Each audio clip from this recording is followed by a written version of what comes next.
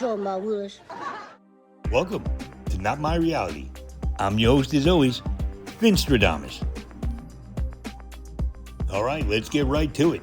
What the happened to Gary Coleman? Is it possible that child star Gary Coleman may have been murdered? Coleman died on May 28, 2010, 2 days after a mysterious fall, at his home that led to intracranial hemorrhaging and cardiac arrest. And it's alleged that Diff'rent Strokes child star Gary Coleman may have been murdered, and suggests the heinous act was done by none other than his own wife. Coleman's death at 42 was officially ruled an accident, but close friends are now calling it foul play and placing the blame on his now widow, Shannon Price. Well, let's ask the question. Was Gary Coleman murdered? It's a parody. If you don't have a sense of humor, go.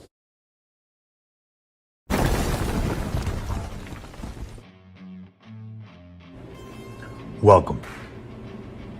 Is this my reality? Is this your reality?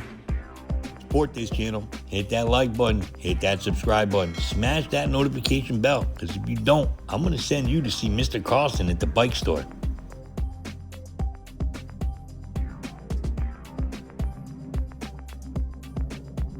The fall. Gary Coleman's frantic wife told the 911 dispatcher that her husband's fall inside their Utah home, an accident that resulted in his death just days later, caused a cut to the back of his head that was so big there was, quote, blood everywhere. "I'm gagging. I've got blood on myself. I can't deal," Coleman's wife Shannon Price said in a 911 call made public today. She added that there's blood everywhere and she didn't know how it happened, according to the recording.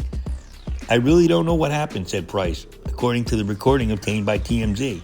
Price said Coleman was conscious after he fell last Wednesday, but added that he was not with it, trying repeatedly to tell him to put pressure on the cut. "Gary, you have to put pressure on your wound," Price can be heard saying. "What, is your fucking broken arms? I mean, seriously now, you're just watching this dude bleed out? Most likely, allegedly, after you pick him up and throw him." Anyway, the dispatcher then said, "Can you go in and at least give him a towel?"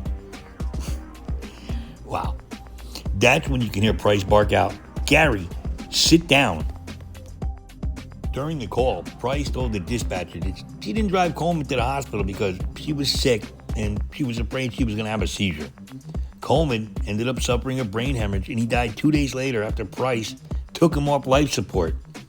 Now, US Weekly reported that Price may have not had a legal right to pull the plug at all. Quote, "Some people have raised the issue that they saw Gary and Shannon on the TV show Divorce Court. And there's some questions about whether or not they were married at the time of his death, and whether Shannon had the authority to pull the plug at the hospital," said Coleman's lawyer, Randy Kester. The two, who secretly wed in 2007, appeared on the show in 2008 in an attempt to save their marriage. Till this day, some people in public are raising issues whether she had authority to do what she did and if she had the authority to be making funeral arrangements, and exactly where does she fit into the Coleman estate. "I think there's going to be some developing controversy about some issues of authority," said Kester.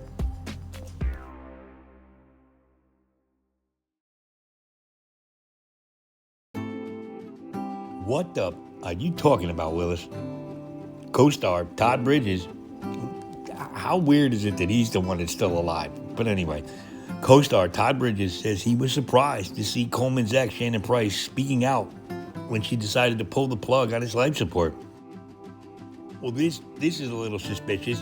It was revealed that Coleman's will asked that anyone, whoever it was, wait 2 weeks, 2 weeks before taking him off life support. But she only waited 2 days.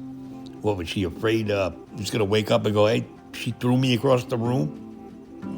Allegedly. "I don't think she wanted him to wake up," Bridges revealed. "The last conversation me and Gary had, he was talking about he didn't feel safe, and I was telling him to find somewhere he could become safer. And the unfortunate part is that I had just left to go on a lake trip with my family, so I had no phone out there. The thing about it was, Price was not his wife at the time. It was his ex-wife at the time. So I don't know how she was allowed to pull the plug."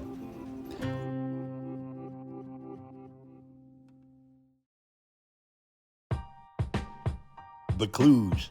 There were exactly 4 clues that proved pretty conclusively that Shannon Price was at least an accomplice to the murder of Gary Coleman.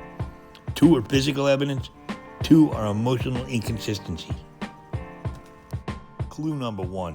At 4'8", Gary Coleman, as was pointed out, was already so close to the ground that for him to have landed on the kitchen floor after a fall with such impact that it would bloody both the back of his head and cause his mouth to froth with blood suggests he was dropped from the sky or picked up by a red-headed lady and dropped, allegedly. Clue number 2. Price admitted that she wasn't even in the room when Coleman hit the floor, yet she also insisted that he fell. How could she be so sure that he fell if she wasn't even in the room? For all she could know, Coleman could have been attacked or anything. Clue number 3. Price, who many say was no longer Coleman's wife, removed him from life support after only 2 days. Price did this without even consulting Coleman's parents or his family. Now, while it could be argued that Coleman's parents were a thorn in his side while he was alive, it can also and should be argued that Price didn't want to risk even the remote possibility that Gary Coleman's condition would improve and he would be able to explain what happened. Yeah, that bitch did it. The tall one over there. Allegedly.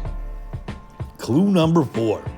Price claimed in the 911 call that after finding Coleman incapacitated, she had to leave his side because, as she said, she gets seizures. And if she gets stressed out, she's going to seize up. More likely, she couldn't face up to the act that she had just committed.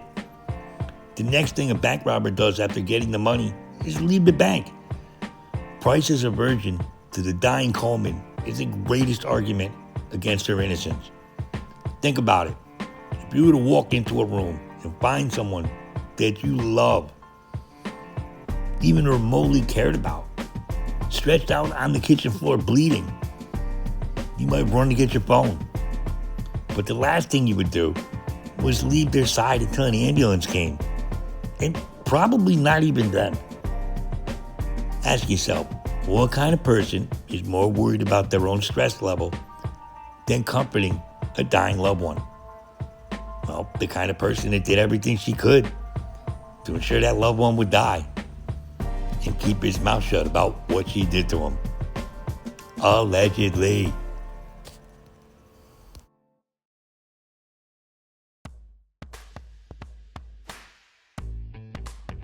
Gary Coleman. I remember watching Diff'rent Strokes thinking, this little guy, he's going to bring the races together. How did that work out? Seriously, so what do you think? Did Gary Coleman, did he just trip and fall in his kitchen at 4'8" and pass away? It's a tragic, accidental accident? Or did Shannon Price spike him like a football after a touchdown? Damn, that's a big bitch.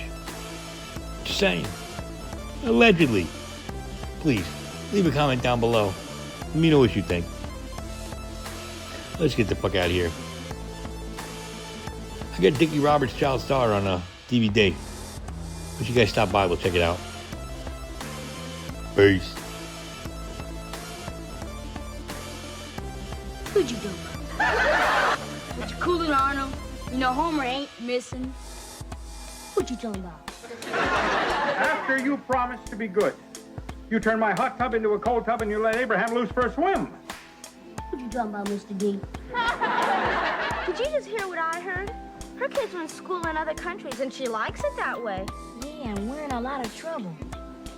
What you talking about, Willis? I didn't drink water last night. Well, actually, you didn't wet it. What you talking about, Willis? Blame the engineer up there with the one-track mouth. What you talking about? Remember the time Arnold couldn't sleep and kept us all awake for 2 whole nights? What you talking about, Kimberly?